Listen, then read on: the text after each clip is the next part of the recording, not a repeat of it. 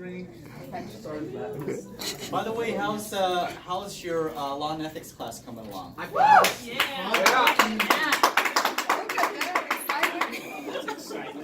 That's good. He brought us snacks. What did he say? Okay, good. He bribed me and he wore bunny ears. He wore bunny ears for the lecture. Did he? Bunny ears. I didn't think he was gonna do it. He said he was gonna do it, Oh, he did it. but he did. Yeah.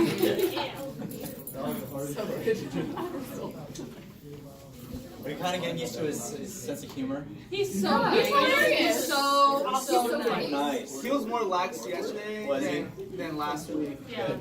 Yeah. Yeah. Well, it being that he's kind of like his first very own course without anybody there to kind of watch him and help him out, I think made him really nervous last week. But he's been doing this for a while, but there's always been somebody there to kind of help him. So I think we're the perfect class to ease him. Yeah, buddy. Oh my god. Even the floor. So humble. You probably heard stories somebody already. there. Yes, it's with the photo class, the team teaches with the Smiths. So they split it up. Yeah, and Flora is also kind of his forte. He's, as you found out, he's very that's his background. He's a physicist. So he's very strong in that area. So we're glad to kind of bring him on board. He retired a few years ago, and he was only teaching for us. Part time. We're trying to get him in to do more classes. But yeah, he's a funny guy. All right. So C-spine, or the vertebral column. So the function of the vertebral column, I'm just going to read this, is to provide a flexible supporting column for the trunk and the head. It transmits weight of the trunk and upper body to the lower limbs. It protects the spinal cord and serves as an articulation for the bony thorax and the muscles. So the vertebral column is broken up in 5 divisions. We have the cervical spine, thoracic spine, the lumbar spine, and then we have the sacrum and the coccyx. So again, we're kind of going to break this down into different sections in the next couple of weeks. Now the spinal cord, again, one of the functions of the vertebral column is to protect the spinal cord. The spinal cord extends from the medulla oblongata all the way down to the level of L1, L2, where it starts to taper off. Where it tapers off is known as the medullaris conus or conus medullaris. So you can see right here. So it extends from the medulla oblongata all the way down to about L1, L2. Okay.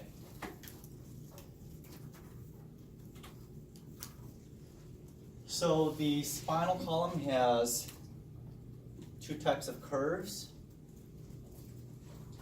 We have concave, which is curved inward, and we have a convex, which is curved outward. In the cervical curvature, it is concave or lordotic. It curves out to the thoracic, curves back in at the lumbar region, and then curves out again at the sacral portion. Now, when you are born, so we have 4 curves, but when you're born, you're only born with 2 curves, and that would be your primaries. So you're born with your thoracic curve and your sacral curve. And if you notice, they're both convex curves, so they're outward curves, your thoracic and your sacral. The secondary, or we say the compensatory, doesn't become more apparent until the child starts to develop. So the first one, the first compensatory, happens when the child starts to learn how to lift and balance their head and also sits up. The second compensatory at the lumbar region begins to happen when the child begins to walk.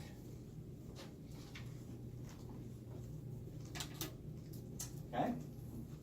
Any questions about the curves?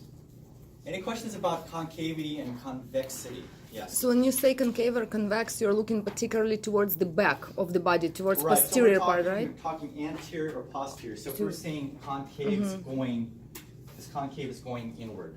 Okay. Convex is out, From back. okay, towards the back. Okay. Okay, which is going to be a little bit confusing. When Yeah, we start anteriorly or talking about- posteriorly. Yeah, well, there's also convexity when we talk about lateral type of curves in scoliosis. Okay, but if you keep in mind, convex means outward. Okay, means outward. So if you have extreme concavity, that's known as lordosis, and if you have extreme convexity, that's known as kyphosis or humpback. Lordosis, we usually, if it's extreme, we say lordosis or we say sway back. So if you ever heard that term sway back, it's referring to lordosis. Humpback is kyphosis.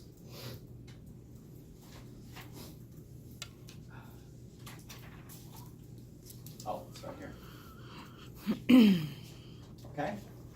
All right. So we also have a natural lateral curve, which is normal for most human beings. And if it's less than 10-degree angulation towards the side, that's considered normal. And that happens because, you know, we favor one side over the other. Carrying books, carrying groceries, carrying a child. Okay? So that's what causes the scoliotic curve. Now, this lateral curve is also known as convex. So going back to what we were saying, convex means out. If we're looking at it from anterior to posterior with a lateral shift, this is considered a convex curve because it's shifting outward. Not in the middle, but laterally outward. So this is a convex If it were curve. shifting the other way, would it still be considered lateral? Yeah. Yeah, So they're both. yeah, both convex, yes. Okay. Okay, any questions? All right, let's talk about the typical vertebrae. So the characteristics that we're going to talk about here talks about the characteristics in most of the vertebrae. They change in size and shape, but this is generally what you're going to see in each of the different vertebral bodies. So what we have up here is a lumbar vertebrae, but again, you can find these characteristics in most of the vertebral bodies. So starting with the most posterior, okay, towards your back, I'm sorry, most anterior, this anterior is the body. Okay, so this is the most anterior, is the body. From the body, you have two projections. Those are your pedicles. So here's your body, then we've got your pedicles extending on either side of the body. Okay, these are your pedicles. From the pedicles, you're going to have your transverse process. I don't think it's up here, so you need to write this down. From the pedicles, you have your transverse process.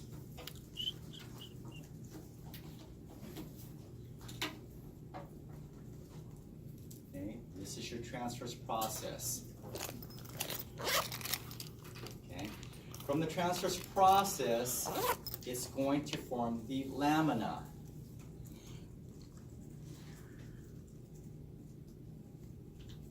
Okay, it's going to form the lamina. And then from the lamina, this pointing projection towards the posterior, this is known as what? Spinous process. Okay, whoever said that, give them a donut. Okay, spinous process. Bless you.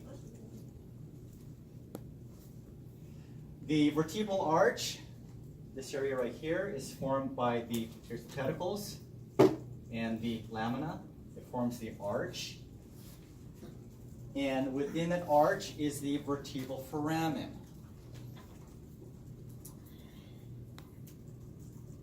Okay, if we're looking at it singularly, one, it's just a vertebral foramen. But when you stack up the vertebrae, it starts to form the canal. And the canal is where you're going to find your spinal cord. Okay, so again, individually, it's just a foramen or foramen. But once you start stacking up the vertebrae, it forms a canal for the spinal cord.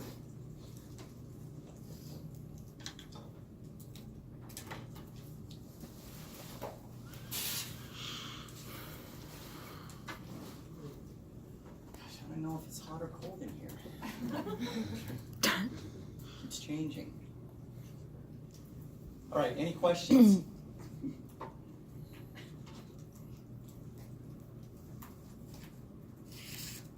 All right. So the processes, you have both your transverse and your spinous process. This is the site for muscle attachment.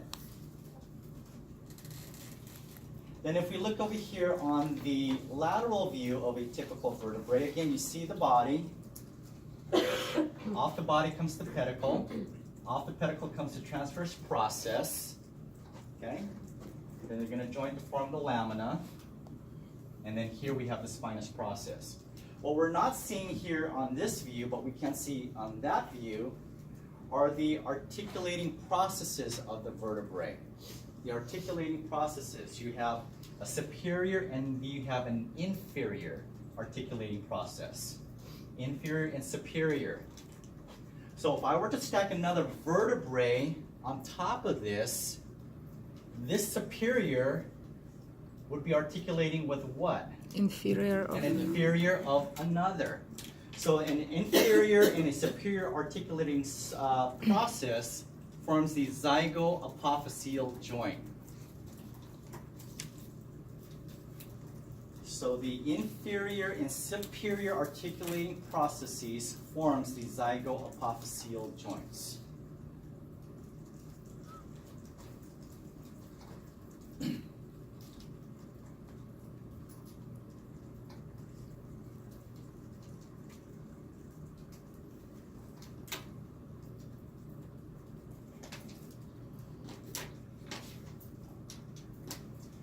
Okay, any questions? I'm not going to talk about the pars articularis right now because this is referring to the lumbar spine.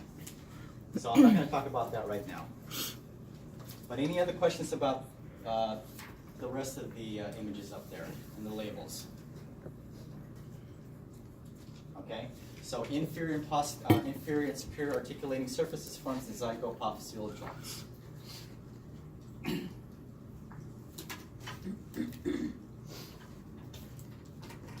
All right. So also there's superior inferior zygoapophyseal joints. Then again, if we're talking about stacking, see these little notches here? You have an inferior notch and you have a superior notch of a typical vertebrae. And when you stack again the vertebrae on top of another, we have a foramen. Let me see if I have a picture of one.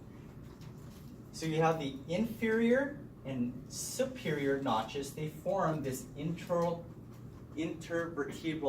foramina. Intervertebral foramina, which allows for spinal nerves and blood vessels to pass through.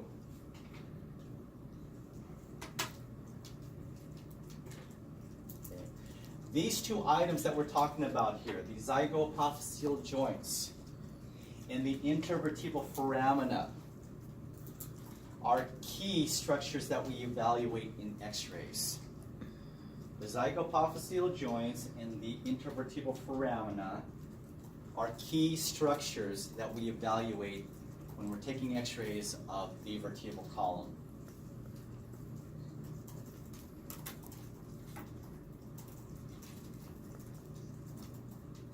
Okay, so again, we said that the superior and inferior articulating processes form the zygoapophyseal joints. Inferior and superior notches forms the intervertebral foramina.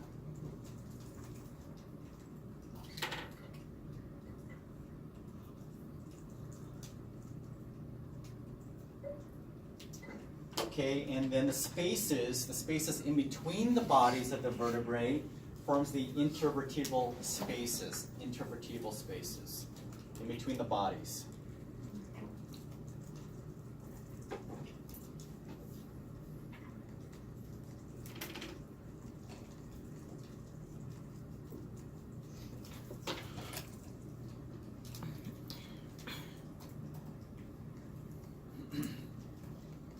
How are we doing?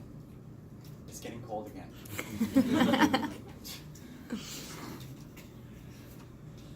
All right. So in those intervertebral spaces, you're going to find the disc. the intervertebral discs. These discs are tough fibrocartilage discs which are resilient and acts as a shock absorber, and also provides flexibility. It provides flexibility. The discs are broken up into two different sections. The most inner is known as the nucleus pulposus. The most inner is known as the nucleus pulposus.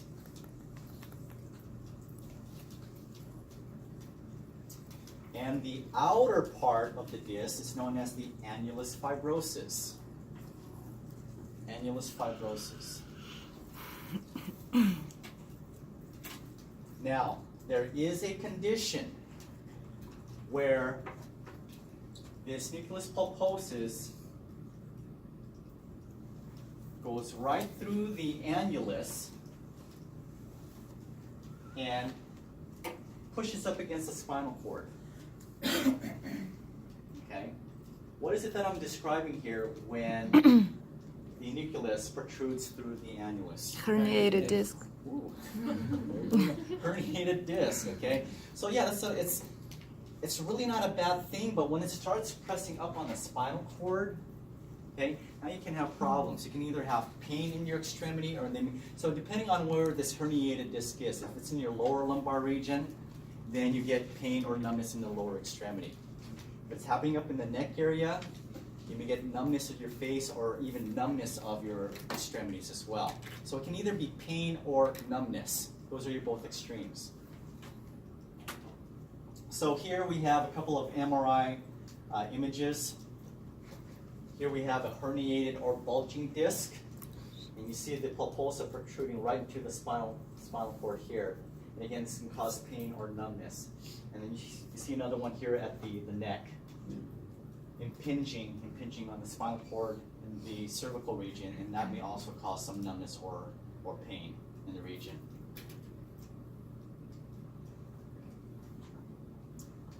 So particularly, it's this herniated disc is called an HMP,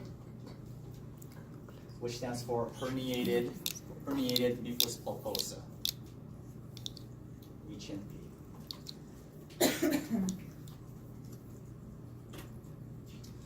All right, so let's start talking about the anatomy of the cervical spine, the neck. We'll begin with C1 and C2 because they are atypical. They're different from the rest of the vertebrae. They're atypical, C1 and C2. So we're going to talk about them individually. Okay. C1, also known as the atlas. What is the purpose of this vertebral or this vertebrae? Holds up the head. Well, yeah, it holds up the head. It's the atlas. It holds up the head. Okay? So it is atypical because it has no body. It has no spinous process. If you look at the typical vertebrae over there, okay, here is the body. This doesn't have a body. And then here is a spinous process. C1 does not have a spinous process. Okay? So in C1, we have the anterior arch, which takes place in the body. Okay? What's also missing here? Because right off the body, you should have what's next? What's this called right here? Lamina? Okay, lamina's back here. Awesome. So this is your pedicle. So here it's also missing a pedicle. Okay, there's no pedicle here. Instead of a pedicle, it's called a lateral mass. It's a very thick, bulky bone. Very thick, bulky bone. Very sturdy. Why does it have to be sturdy? What is it holding up? It's holding up your head. Okay? So this lateral mass, it's thick, it's bulky, it's very sturdy. Okay, that's this lateral mass right here. Okay.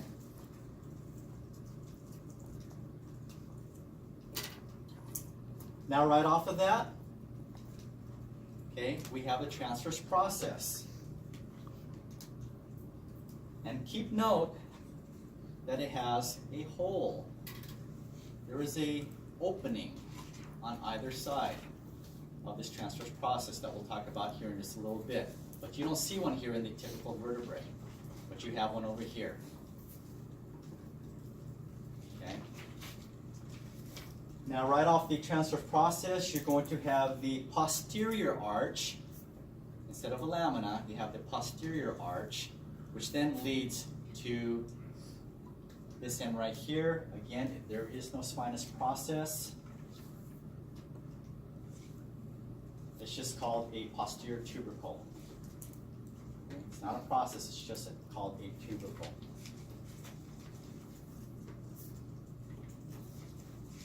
Then at the top of C1, you have these smooth surfaces. These are your facets, which your skull sits on top of, forming the occipital-atlantal joint, bless you, or the atlanto-occipital joint. Okay, so that's where the occiput sits on top of C1. No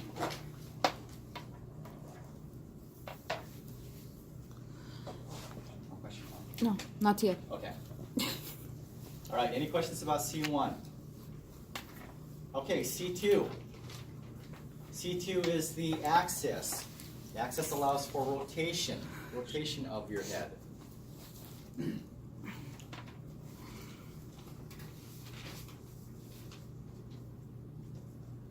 Now, in C2, we do have a body. That's the inferior part of C2 is the body, but projecting off of the body is this pointy. Every time I see that, I think of like the nipple on the, what do you call that? Breast. Okay, let's go with that. I was talking about the babies thing. Oh, babies attached to boobs too. Pacifier. Oh my god. Yeah, I was leaning more on pacifier, but it's okay. I know where you guys' mind's at. Okay. Right. All right. So that little nipple then is your dens. Is the odontoid, also known as the odontoid. So we call it odontoid or the dens. Okay. This is something. This particular structure is difficult to see because if you're shooting it straight this way, what's in the way? The teeth. Your teeth. So we do an open mouth shot to project the odontoid through the open mouth. Okay. We call it the odontoid view, which we'll talk about later on. Okay. And then right off the body and the dens, you have your transverse, again, you have your transverse processes with the foramen. Okay. And then off of that, now we do have a lamina and the first spinous process. Okay, the first spinous process. Remember in C1 they didn't have a spinous process. It was just a tubercle. Now we have a spinous process.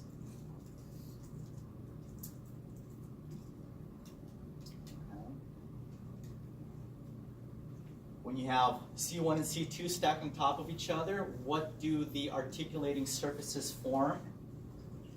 You have an inferior articulating surface of one vertebrae and a superior of another. What does that form? What is that joint called? What's this? Zygoapophyseal joint. Okay. Again, formed by the inferior and superior articulating surfaces is your zygoapophyseal joint.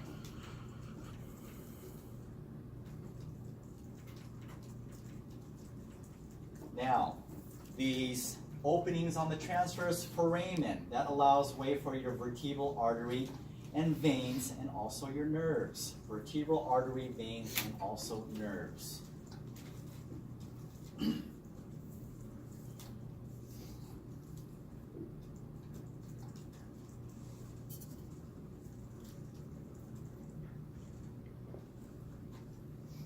Let's go to the next one. Now remember those pillars that we were talking about. Remember those lateral masses. The lateral masses is this area right here. Remember, it's a very thick, very dense part of the vertebrae. These are your lateral masses, right about here,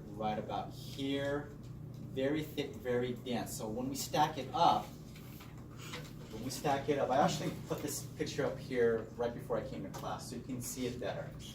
But this is your masses right here. Okay, and if you look at it, they are right here. They're stacked up on top of one another. So the lateral masses, when stacked on top of each other, is known as the pillars or the articular pillars. And that's, again, very important, keeping your head up to give it support. Okay?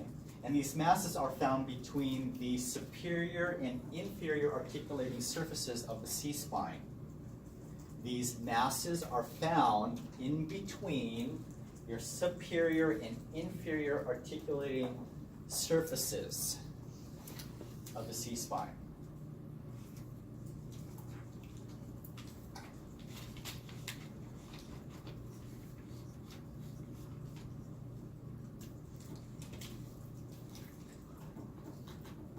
Okay?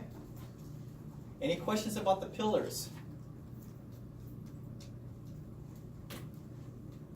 Okay, so now let's talk about the typical vertebrae, which goes from C2 to C6. C2 is still considered atypical, but they're classifying it here as being typical. So in your typical cervical vertebrae, you have what's found in the typical vertebrae that we discussed in the beginning of this lecture. You have a body. There's your body right there. Okay. Then you have the pedicle right off of the body. This is your pedicle. But also at the same time, it's forming this transverse process. And within the transverse process, you're going to have the transverse foramen, again, that allows passage for the vertebral arteries, veins, and also the nerves. Off of that, you have the articulating surfaces of the process, the lamina, and then it joins to form the spinous process. Now, what's unique about the cervical vertebrae are a few things. First one here is a bifid two-tip spinous process. It's bifid, has two tips.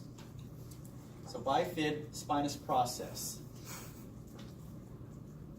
What also makes the typical cervical vertebrae unique is the pillars. And then the three foramina. We have one, we have two, and this is three. What are we going to find in here?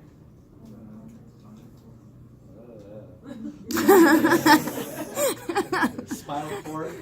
Spinal cord, okay. Spinal cord. Say it with confidence. All right. So, I think that's a good test question. Right? Thank you Okay. very much. Let's keep on going. All right, so let's look at the anatomy here real quick. Remember what I said, there's key structures that we look for in doing x-rays of the spine. First, we're going to be evaluating the zygapophyseal joints. We're going to be evaluating the intervertebral foramina. Okay, those are two structures. So if we look at the C-spine over here, you'll see their orientation. First is the intervertebral foramina. Okay. What is the intervertebral foramina formed by? Superior and inferior notches. Okay. So this is going to be formed by the notches. Okay. If you look at it, to get a good look at the foramina or this area here, we got to be able to look between these two areas. So to get a good view of the foramina, we're going to have to come in at a 45-degree angulation. So are we going to put our tube in a 45-degree angulation? No, let's put our patient in a 45-degree angulation. So when we're looking at this, the patient is going to be oblique, 45 degrees. Okay? When we put our patient in 45 degrees, we're going to shoot right through the neck, right at the level of the Adam's apple. Okay? So we place our patient 45 degrees to look at the intervertebral foramina. Now, let's look at the zygapophyseal joints. What are the zygapophyseal joints formed by? Superior and inferior articulating surfaces or the processes, okay? And if you look, it is horizontal from each other, directly in line. So then how do we visualize that joint? Lateral. Lateral. Okay? All right, very good.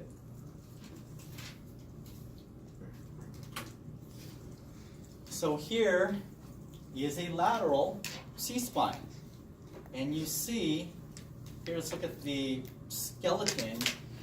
You have the inferior of one, a superior of the other, and it forms the zygapophyseal joint. Here we have the inferior of one, superior of the other, and there we've got the zygapophyseal joint. Here's another one. There's another one, and there's another one. And we can see this one right here. We can't see this down here. Why not? Shoulder. The shoulders, okay? When we are doing a lateral C-spine, we need to see it all the way from C1 to C7. Better yet, we need to see T1. Okay? We're not just going to look at C7, we also need to see T1 and its relationship with C7. So, let me ask you this. If that's the shoulder, how do we get the shoulder out of the way? Sandbag. Okay? Relax. Okay? I hear a couple of good answers. James is doing this. Yes, sometimes in a lateral we angle down, and then we also have them relax your shoulder, have them depress it. Another way to get the shoulder out of the way is we tell our patients to take a deep breath in, breathe out. See what happens to the shoulders? It goes down. But what happens to those that are muscular or much thicker at the shoulder? No, too bad. Yeah. Too bad, right? Then we do what is known as a swimmers. And why is it called a swimmers? Exactly, we're doing this. One shoulder goes up, the other shoulder goes down. See, so they're no longer in alignment. One down, one up. Okay? We'll talk about that later on. Good, I'm glad you guys are thinking. Okay, intervertebral foramina, formed by the notches of one. One inferior, one superior forms that opening, the foramina. And so how do we get that? You guys remember this? How do we get that? We're going to rotate our patient, oblique our patient 45 degrees. So there is your 45 degrees. And look at that. Isn't that awesome? Look how nice that looks. Mm-hmm. Okay. Why are we looking at that? Well, what goes through there? Yeah, nerves, vessels, yeah, arteries and veins. So we need to evaluate that, because if this is impinged, if it's occluded, if it's narrowed, then that's probably the reason why they're getting numbness in their extremity. Why they're getting probably a headache, if we're evaluating for the space in between. Okay, so 45 degrees. So we can either do it posterior oblique or we can do it anterior oblique. So this is posterior oblique, okay, either LPO or RAO. LPO, RPO, or we can do anterior oblique. Okay, we can do it this way too. Okay, we'll talk about the differences between doing AP obliques and a PA oblique. But if you're doing a posterior oblique demonstrates the intervertebral foramina that's further away. So let's just say I'm doing an LPO. Okay, which intervertebral foramina are we evaluating? Here's LPO. Right We're side. looking at the right side. Okay. Posterior oblique demonstrates the foramina on the upside, the one that's furthest away from the image receptor. If we were doing an RAO, anterior oblique, which one are we looking at now? Side down. The side closest. So it's an RAO. We're looking at the right Right. side. Okay?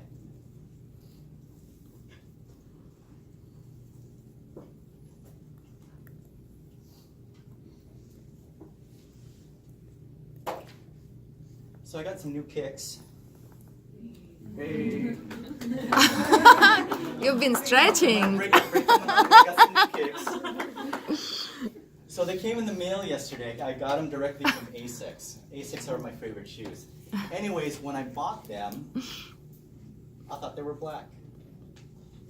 But you told us before about your perception of color. What color is it? Red. Burgundy. Burgundy. They're red. I didn't. They're red. This is red. Well, it's burgundy and maroon. So when I opened it up, I'm getting excited about my shoes, and my wife, she says, "Red." It's not red. It's like she goes, "It's red." And I'm holding it up in the light. I'm like, "No, it's black. See, it's black." She goes, "It's red." So I'm here arguing with her. Huh? Right? It's like a It's color like a of burgundy plum, I guess. I still see black. like a rotten cherry. It said, what's the name they called it? They called it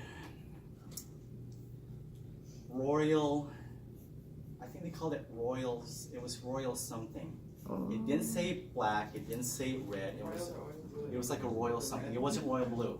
When I Texas Royals, usually red or blue. Thank you. I'll seek your help next time I buy shoes. Yeah.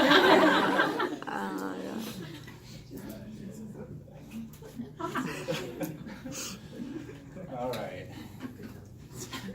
Okay, I'll show you guys my shoes later on. Up close. Okay, open. So here is an open mouth projection. Remember, we're opening up the mouth to get the teeth out of the way to evaluate what? Odontoid. Yeah, this is the odontoid, right? This is great. We see the odontoid. Is the odontoid, the dents, is that off of C1 or C2? C2. So this is C2, then this must be what? That must be C1, right? So this is C2, this is C1. What is this joint called? Zygaphosaurus. Zygapophyseal joint. Yeah, you guys know this. Okay, so this is the zygapophyseal joint. This is the inferior articulating surface of C1, superior articulating surface of C2 to form the zygapophyseal joint. This projection is, what is this little projection upward? It's not the nipple, the dens. Okay. What else do we have here? What else is it pointing at? What's F? I don't even know what F is. Oh, body. Okay. All right. Any questions on this one? I have a question, Dr. F. Yes. We were doing this yesterday. Okay. And we couldn't get this, like the dens was at the teeth level. We did it standing, and then we did a retake. We did it laying down, and we still couldn't get it. Who's we? Being a tech. I want to know who this tech is. Okay, go ahead. Dude, no names, no names. I was going to ask you, like, I know we haven't gone through the positioning yet, but is it something?